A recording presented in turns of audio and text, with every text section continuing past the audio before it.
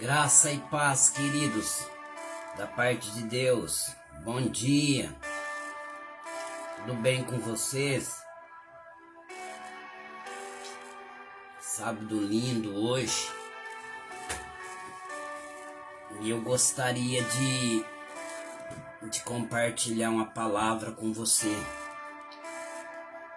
E eu quero falar hoje sobre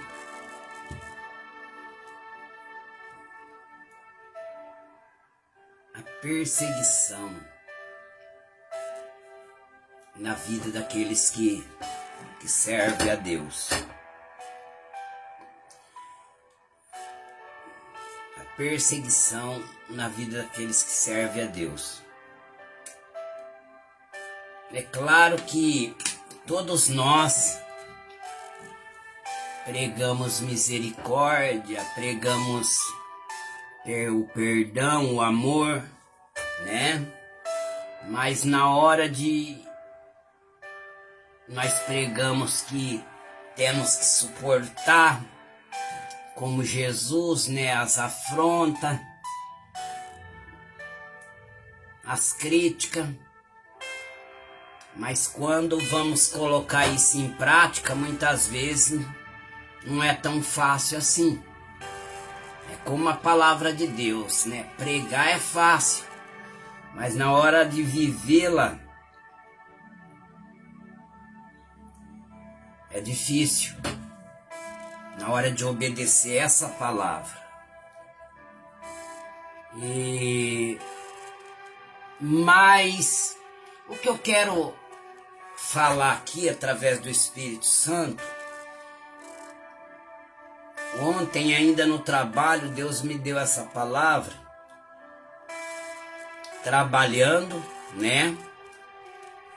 Deus deu uma de manhã que nós colocamos os amados no carro, e ali trabalhando Deus ele deu essa palavra aqui.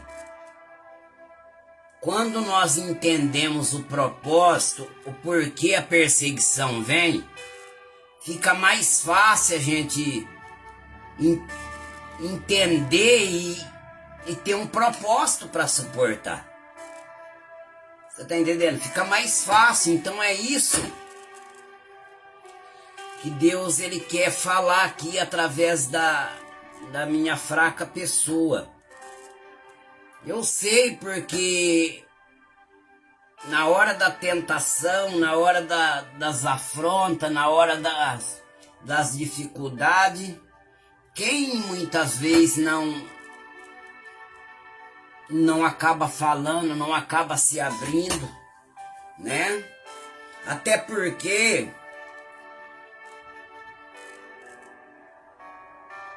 é necessário você pôr para fora, né? Primeiramente falar com Deus e procurar alguma pessoa que seja de confiança, tipo a esposa, o esposo, alguém que seja idôneo. Idôneo na Bíblia significa capaz, para você se abrir, né? Porque se você não se abre para falar sobre, se a gente não se abre para falar sobre as nossas mazelas, sobre a nossa dor, aquilo acaba até mesmo gerando uma certa ansiedade. Você sabe que a ansiedade é um estado psíquico de tensão emocional caracterizado por diversos sintomas. A irritabilidade, a inquietação, o transtorno de sono e o pensamento acelerado. Quando nenhum desses sintomas é resolvido, ele vai ser derramado no nosso cérebro. E o cérebro vai canalizar para um órgão do nosso corpo. Para o estômago, gastrite, o pulmão, falta de ar. O coração, taquicardia. Então é necessário se abrir para que isso não possa acarretar algum tipo de doença mais tarde em nossas vidas. Então mas quando nós sabemos o porquê da provação e da perseguição, nós vamos entender por que Jesus chamou a perseguição de amigo e chamou a bajulação de Satanás. Quando eu entendi isso, então eu comecei a murmurar menos. Eu comecei a ter um ímpeto a mais para lutar e para orar, pedindo para Deus graça, pedindo força. Porque Deus, ele não vai nos livrar das perseguições. Ele foi bem categórico quando ele disse: no mundo tereis aflição. E o que pode trazer aflição a um homem e uma mulher? Se não ser as perseguições, se não for algumas coisas que chega a doer até nos ossos. Então, se nós olhar na Bíblia, quando Jesus chegou até Pedro e disse: Pedro, Satanás pediu para você andar como trigo. Eu, porém, roguei por ti para que a tua fé não desfaleça. Então Jesus não falou: Pedro, isso não vai vir sobre você. Não, ao contrário. Ele rogou por Pedro, Pedro ia balançar, Pedro ia se abater na fé, mas depois a sua fé, ela ia ser restaurada. E assim falam os estudiosos que ali no grego significa que a dor ia ser insuportável, até como uma dor de morte. Mas Pedro seria restaurado. Aquilo fazeria parte do propósito que Deus tinha na vida de Pedro.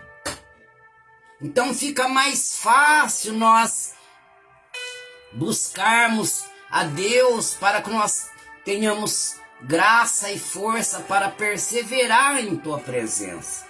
Quando nós entendemos as provações. Olha o que diz a Bíblia em Tiago. Ninguém quer fazer isso, mas a Bíblia manda falar isso. E eu vi uma frase que é bem interessante. Quando nós não estudamos, quando nós não lemos a Bíblia, a gente é obrigado a acreditar em qualquer coisa. Por exemplo, se nós buscamos ler um pouquinho, e até mesmo de sentar nos pés de homens e mulheres de Deus que apregou a verdade, nossos olhos vai se abrir espiritualmente e vamos entender o porquê da perseguição.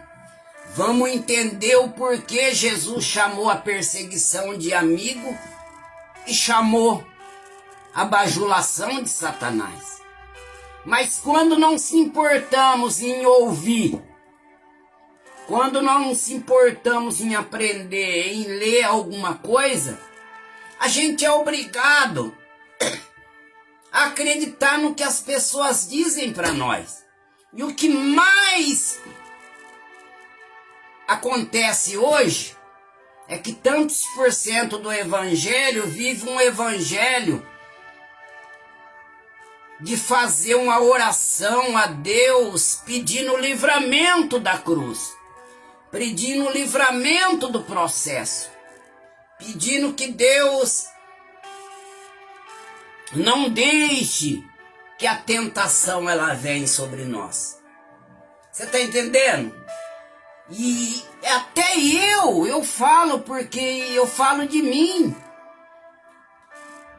que quando eu era tentado, quando você está sendo tentado, significa que a sua fé diante de Deus vai ser a prova para você ficar entre obedecer, porque você vai ser tentado com uma necessidade de algo. E você vai ser tentado a desobedecer a Deus, colocando que você necessita daquele algo. E que Deus é misericórdia, que Deus é bonzinho, e que você vai fazer aquilo porque você precisa. Em outras palavras, estamos dizendo que Deus não sabe que nós precisamos, que Deus não dá uma outra alternativa de livramento, de escape para a nossa vida, na parte financeira, profissional ou conjugal, a não ser ter que pecar. Por exemplo, financeiramente eu necessito para pagar as contas, para pôr o pão sobre a mesa, mas estou desempregado. E eu acredito que eu tenho que roubar, porque eu não tenho dinheiro no bolso, porque eu acredito que Deus não vai me suprir, que eu não tenho outra alternativa a não ser roubar, porque Deus não vai suprir a minha necessidade. E assim, também de outras formas. Então, Tiago, meio-irmão de Jesus,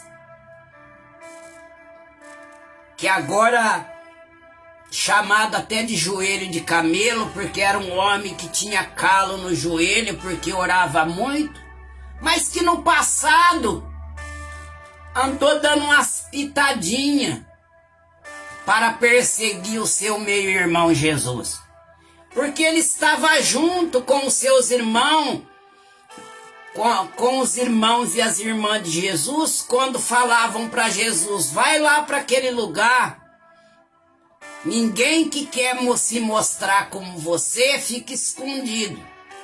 E sabiam que lá eles queriam prender Jesus, por isso que mandava eles para lá.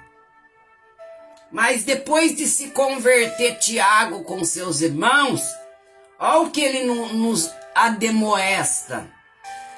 Tiago capítulo 1, versículo 2, meus irmãos, tende grande gozo quando cairde em várias tentações. Olha aqui, ó. Se alegre quando fores perseguido, quando fores maltratado, sabendo que a prova da vossa fé produz a paciência. Você está entendendo? Tenha, porém, a paciência, sua obra perfeita, para que sejais perfeitos e completos, sem faltar em coisa alguma. Então não é fácil para ninguém esse tipo de coisa. Mas eu já de antemão falei muitas vezes aqui com meus queridos que Jesus ele nunca se defendeu de uma afronta. Nunca. Todos aqueles que veio afrontar ele nunca se defendeu dessas pessoas. No entanto que Judas, quando Judas veio, ele chamou Judas de amigo.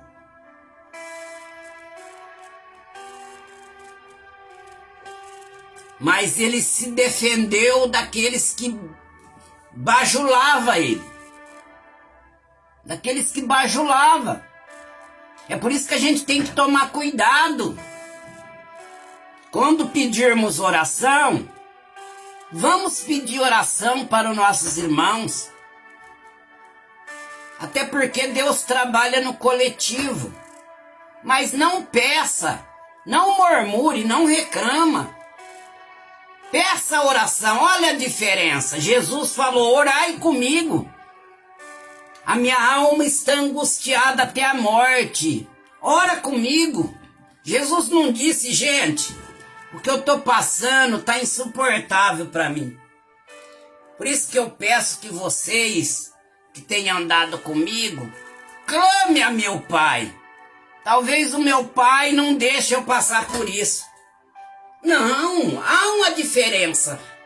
Podemos compartilhar com nossos irmãos a nossa necessidade, a nossa dor. Mas há uma diferença em você falar, ore por mim, para que nós possamos perseverar na caminhada, para que nós possamos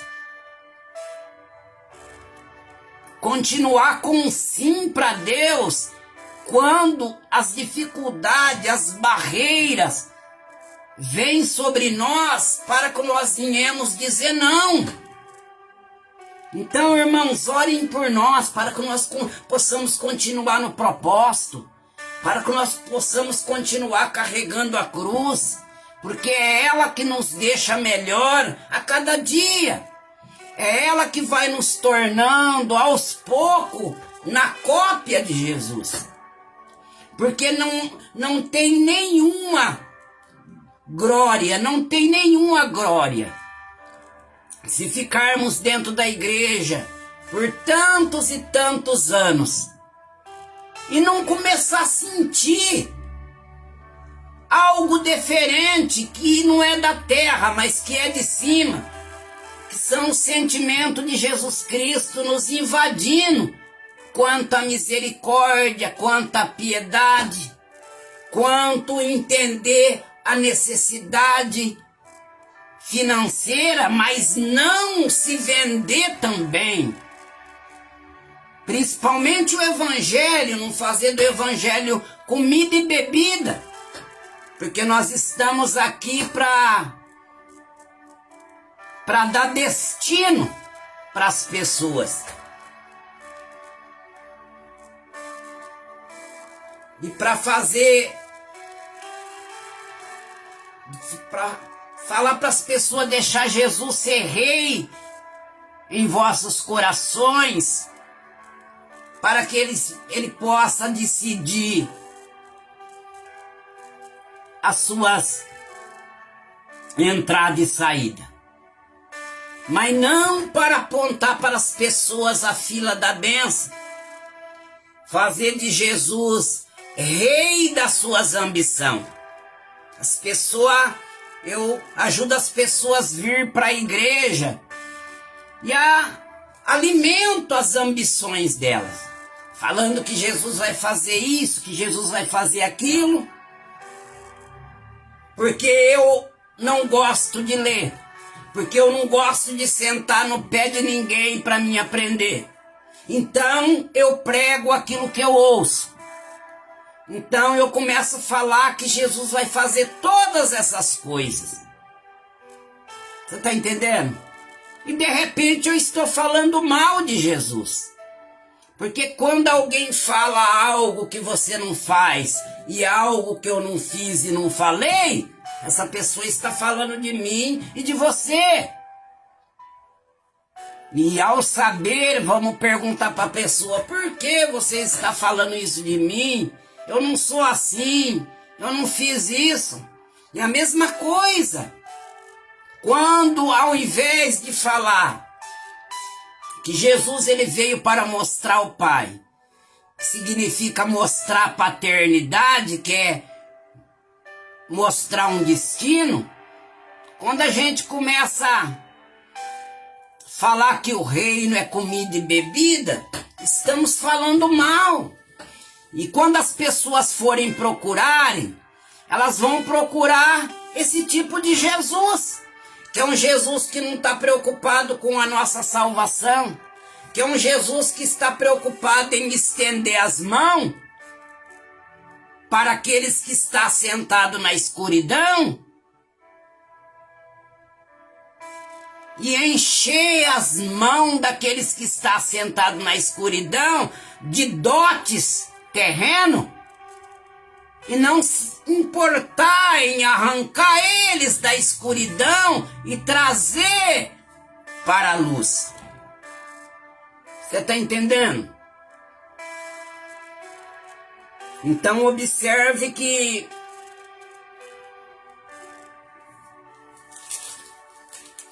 quando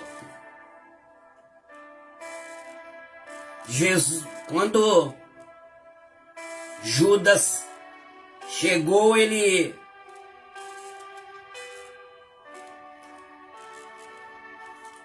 antes, em Mateus capítulo 26, versículo 38, vem aquilo que eu estou falando.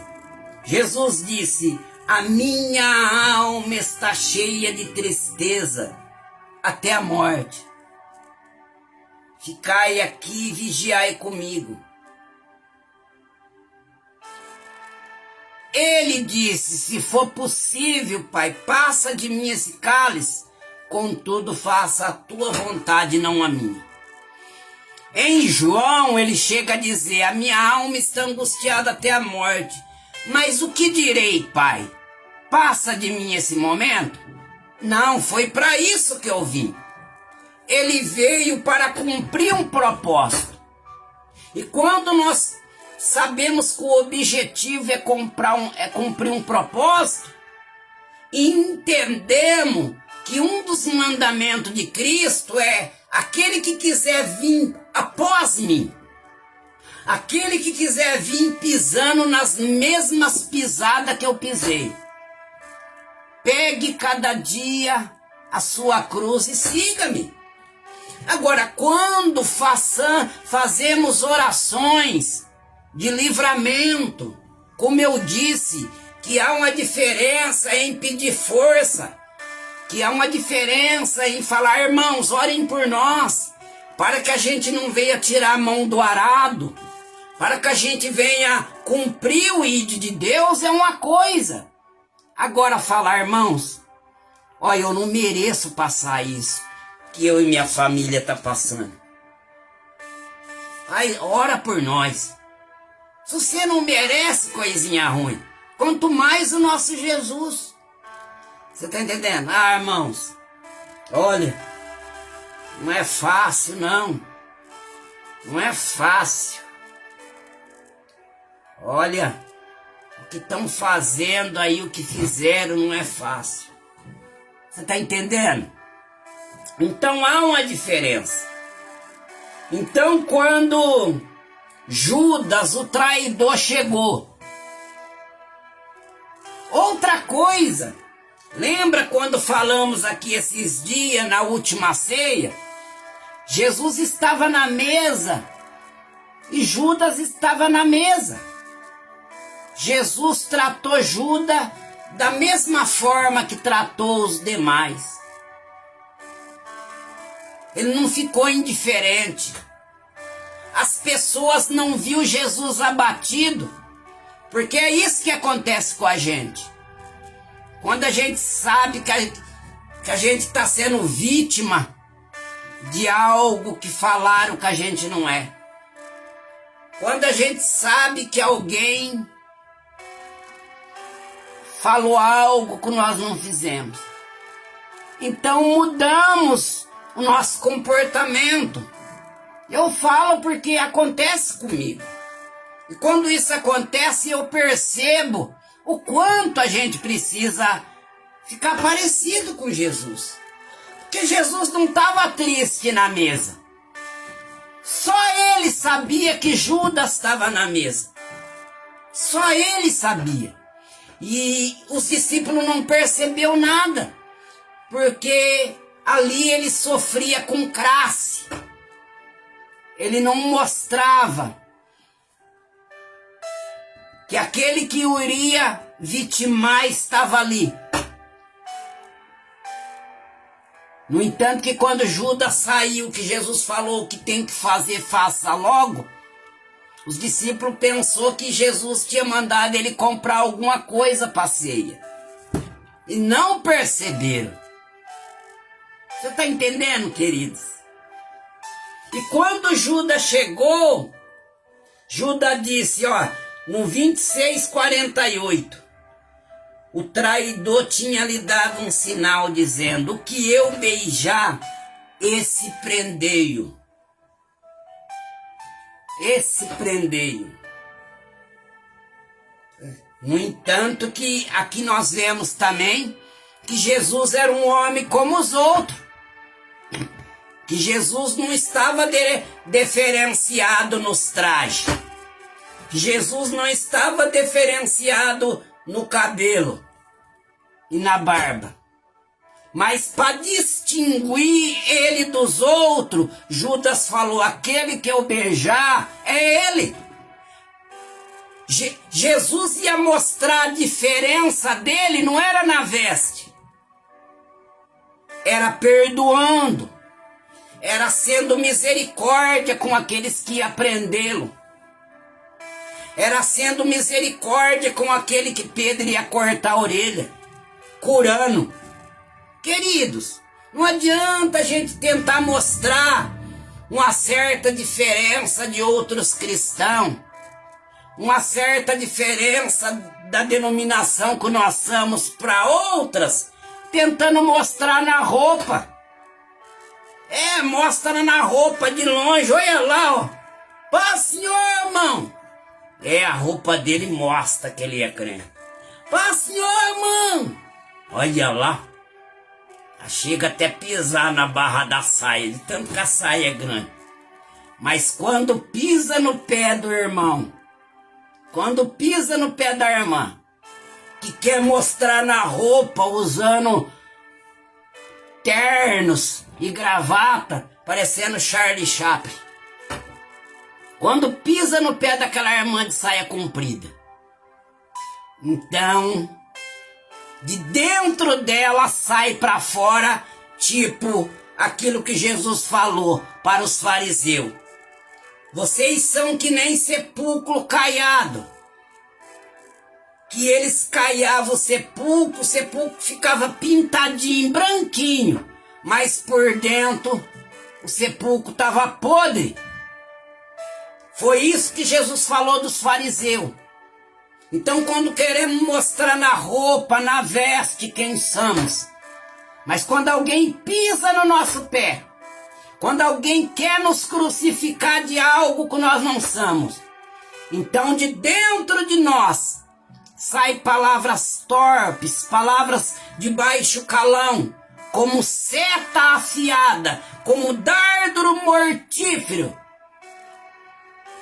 que são colocadas dentro de nós, que eu creio que não foi o Espírito Santo que colocou. Então Judas disse, voltando à mensagem, Judas disse: aquele que eu beijar, esse prendei-o. E logo se aproximando de Jesus disse: eu te saúdo, Rabi. E beijou Jesus. Porém Jesus disse-lhe: amigo. Queridos, que controle! Que controle, que domínio próprio, que classe de Jesus. Isso é classe. Ao tempo inteiro na mesa e várias vezes tentou trazer Judas para o teu lado. E por último tentou trazer Judas para o teu lado. Uma das vezes foi quando entregou o bocado molhado. E outras vezes foi quando ele falou: um de vós há de me trair. Ele queria que Judas se arrependesse. Mas depois que Judas o mandou para a cruz, tinha como Judas se arrepender. Tinha como Judas se arrepender e ser perdoado. Foi quando Judas trouxe o soldado e entregou Jesus na mão do soldado para levar Jesus para o propósito do Pai. E Jesus por último. Jesus disse: amigo. E os olhos dele por um instante se abriram. Porque quando saiu dali ele disse: traí sangue inocente, traí quem não merecia, fiz mal para quem não merecia. Mas Judas não se arrependeu. Então aqui Jesus chamou a perseguição de amiga. Por quê? Porque a perseguição nos leva para o propósito do Pai. As perseguição, ela é a faculdade de Deus. ela que vai nos deixar maduro e completo para que nós não viemos ter falta de nada. Porque esse é o perigo de sermos um crente fila da benção. Que um dia eu não tenho falta de nada da terra. Eu começo a contar aquilo que Deus fez na minha vida, me suprindo das coisas dessa terra. Que na verdade eu adquiri através de trabalho forçado, através de não perder nenhum dia de trabalho, através da sua profissão. Mas só que eu não tenho falta de nada, irmãos. Deus me deu tudo. Mas de repente eu tenho falta de tudo que é de cima. Não se importa em ler, não se importa em entender a palavra. E tudo que as pessoas falam, eu acredito. Porque se eu não se importa a conhecer. E como diz a Bíblia, ouvindo alguém a palavra do reino e não entendendo, vem o maligno e o arrebata do seu coração.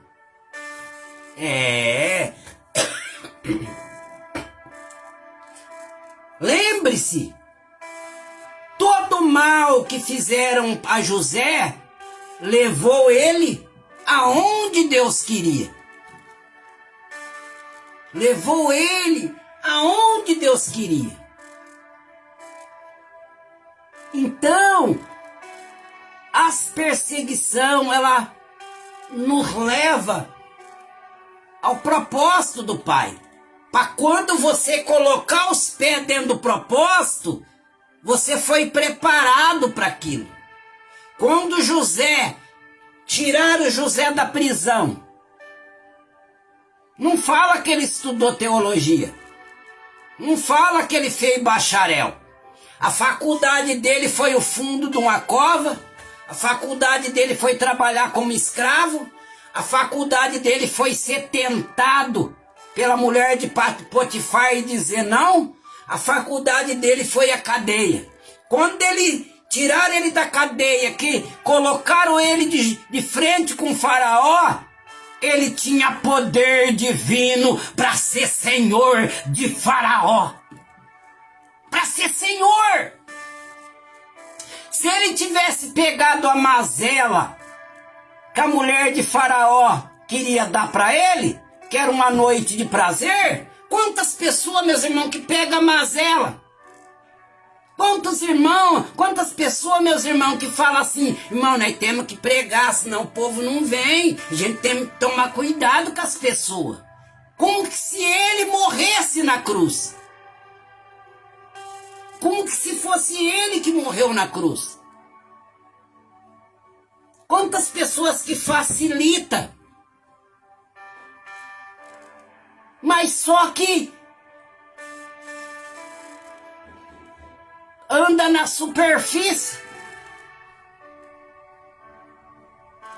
Então José, diante de Faraó, se tornou senhor de Faraó, se tornou pai de Faraó, que deu um destino para Faraó. Faraó, você tem que fazer isso, você tem que fazer aquilo, você tem que fazer isso. E de repente ele disse, não existe outro homem para mim colocar na direção desse país, a não ser esse pivete. Tá entendendo, querido? Agora, olha aqui, ó. Olha a controvérsia. Ele chamou a perseguição de Judas de amigo. Mas aqui agora, em Mateus capítulo 16 e versículo 22. E Pedro tomando da parte 21. E desde então começou a Jesus mostrar aos seus discípulos que convinha ir a Jerusalém e padecer muito. Olha! Se falar isso para tantos por cento da igreja hoje, é perigoso você apanhar. É perigoso você ser chamado de herege. Não foi o que aconteceu com Jeremias? Jeremias pediu para para ele se entregar para Nabucodonosor. Os profetas falaram, não, que Deus que é esse que quer que o seu povo se entregue ao inimigo? E depois o que aconteceu? Então Jesus falou, ó, eu tenho que sofrer. Jesus disse, eu tenho que sofrer. É necessário que eu sofra. É necessário que eu morra. Olha aqui, ó, eu tenho que ser morto. Nem Jesus falando que ia morrer, mas ao terceiro dia ele ia vencer a morte e ia ressuscitar. Eles não perceberam.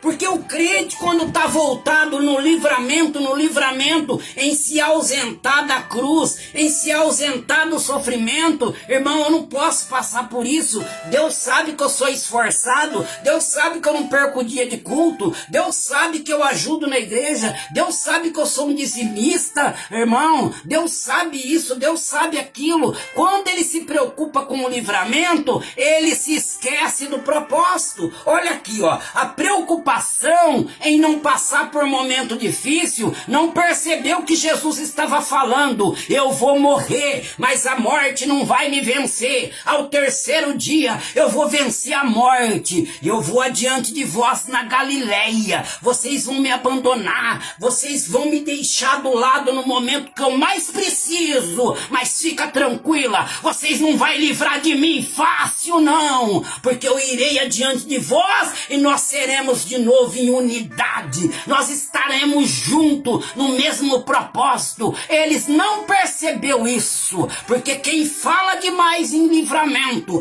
quem fala demais nas coisas dessa terra, os seus olhos estão fechados para as coisas celestiais. Então Pedro começou a repreendê-lo, começou a bajulá-lo. Você lembra quando o irmão vem conversar com o outro ou pega o telefone, eu preciso te contar. Rapaz, meu filho está sendo acusado, minha mulher está sendo acusada na igreja. Tadinha, ela não merece isso. Passa aqui com mais tempo, eu preciso de tempo para conversar com você. Aí vai conversar com aquele irmão fala assim, meu Deus, não aceita isso não, irmão. Manda ela sair de lá e ir para outro ministério. Manda ir para outro ministério.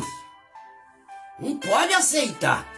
Foi o que Pedro estava fazendo. Senhor, tenha compaixão de ti. Em outras palavras, Pedro ficou cheio de compaixão e falou assim, de ternura por Jesus. Porque quem andava lado a lado com Jesus se encantava com o sentimento de Jesus.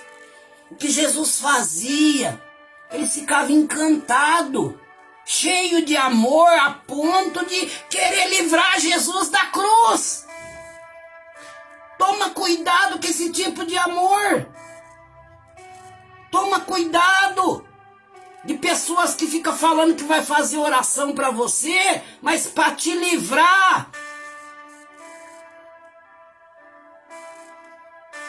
daquela perseguição que vai te levar para a posição que Jesus preparou para você. Então Pedro disse, tenha compaixão de ti. O Senhor é um homem muito bom. A gente só sabe ver o bem do Senhor. Chega de aceitar tanto mal, Senhor. Chega de aceitar. Eu sei que os fariseus não gostam do Senhor, os saduceus não gostam do Senhor, os escribas não gostam do Senhor, mas agora é demais o Senhor falar que esse povo vai matar o Senhor. E tem que tomar cuidado, viu? Porque senão você abraça esse tipo de gente e fala, é verdade, me ajuda em oração. Você abriu o meu olho. Mas realmente eu tenho feito o possível e agora passar por tudo isso. Jesus deu uma olhada para Pedro e disse: para trás de mim, Satanás. Ele chamou a bajulação de Satanás. Porque aquilo lá queria livrar ele do propósito. O propósito de Jesus era abraçar a cruz. Você está entendendo?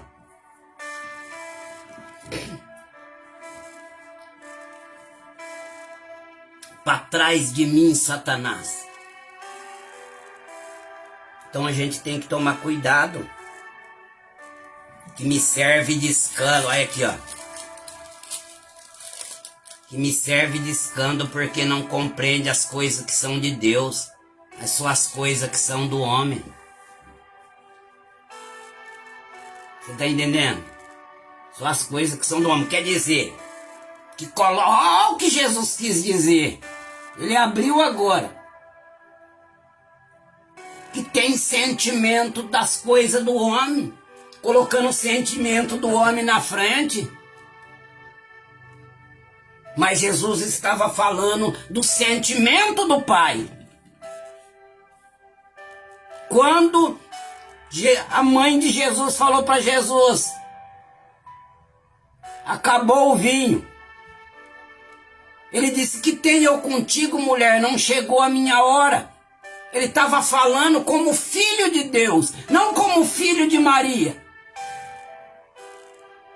Porque o que ele ia fazer era milagre. E milagre tem a fé com paternidade celestial e não paternidade terrena.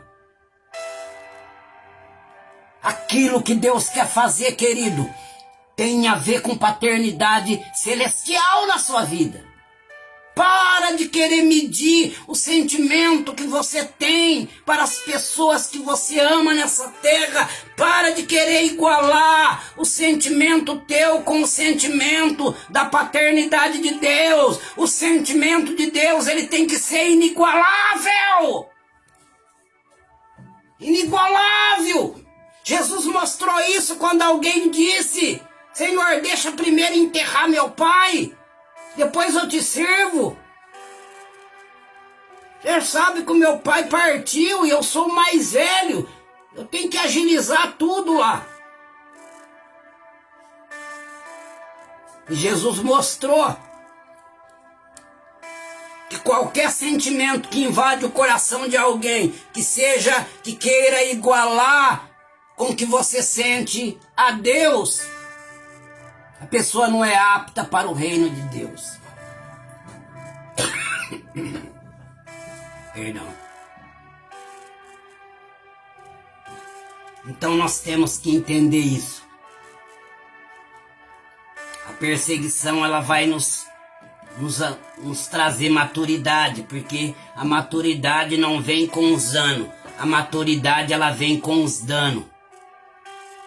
O salmista, ele dizia: antes de ser afligido, eu não guardava a sua palavra. Eu não guardava. Ele falou que depois que ele foi disciplinado,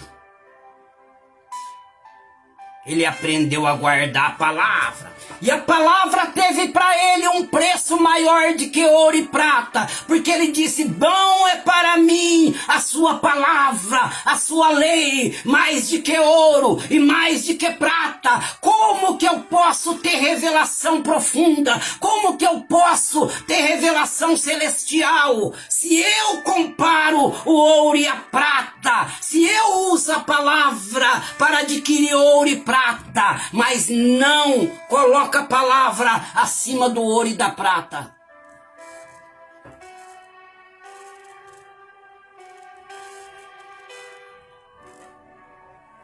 Está aí a palavra. Entenda. Entenda. Eles diziam: não responde a mim, não sabe que eu tenho poder para te crucificar e eu soltar? Eu sou a autoridade aqui, se eu falar solta ele, ele solta. Mas cuidado, hein? Se eu falar crucifica, eles vão crucificar. Ah, se não é, se é um crente terreno. Se é um crente terreno, meu pai vai fazer isso, vai fazer aquilo, você vai ter que pagar, você vai ver. Jesus abriu a boca e falou assim: nenhum poder teria sobre mim se de cima não te fosse dado. Jesus estava dizendo: este momento de você ter autoridade sobre mim, de eu estar debaixo da sua autoridade, sabe por que está acontecendo? Porque eu estou debaixo de uma autoridade maior, que é o meu Pai. E meu Pai está permitindo essa situação porque eu sou justiça. Porque eu sou justiça, querido.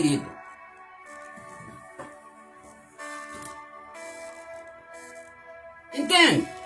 Aí eles falavam: não responde a mim. Jesus em silêncio. Não tinha nada para responder. Quem sabe do propósito, querido,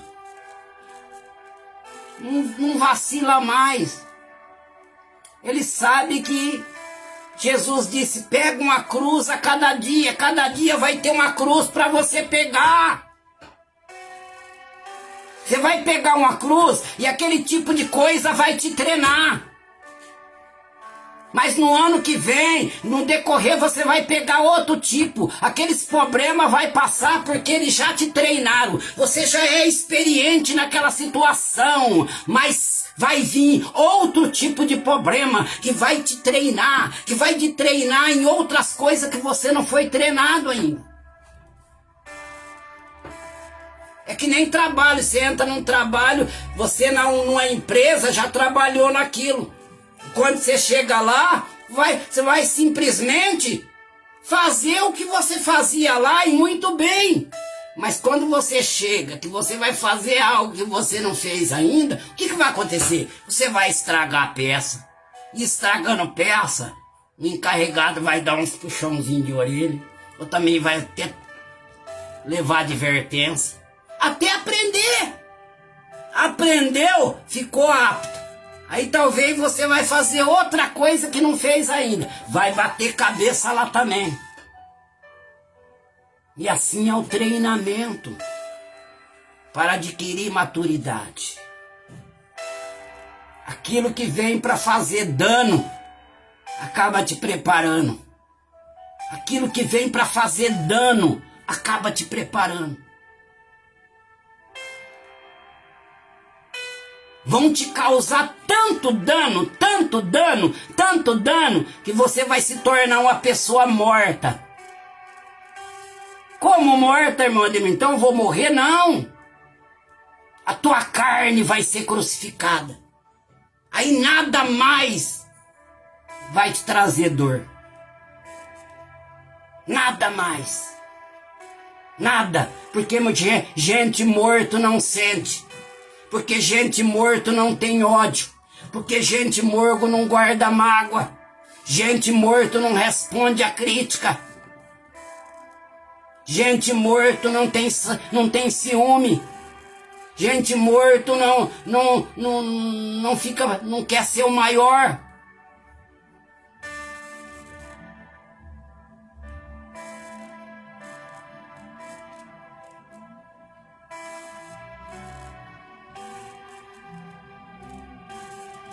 Jesus lá no braço da cruz e os amigos, os discípulos, será que não vai fazer nada? Faz alguma coisa, não aceita isso não. E Jesus conversando com o ladrão da cruz. E eles falando: será que ele está conversando? Acho que ele está se unindo com os ladrões da cruz para sair daquilo, para sair de lá, para fazer alguma coisa, para eles descerem de lá. Nécio. Jesus estava conversando sobre o reino. Jesus estava apontando o reino para o ladrão da cruz. Estava apontando o reino para o ladrão da cruz. Paulo estava preso, estavam preocupados com Paulo e lá dentro da cadeia. Paulo orava, combati o bom combate, acabei a carreira e guardei a fé.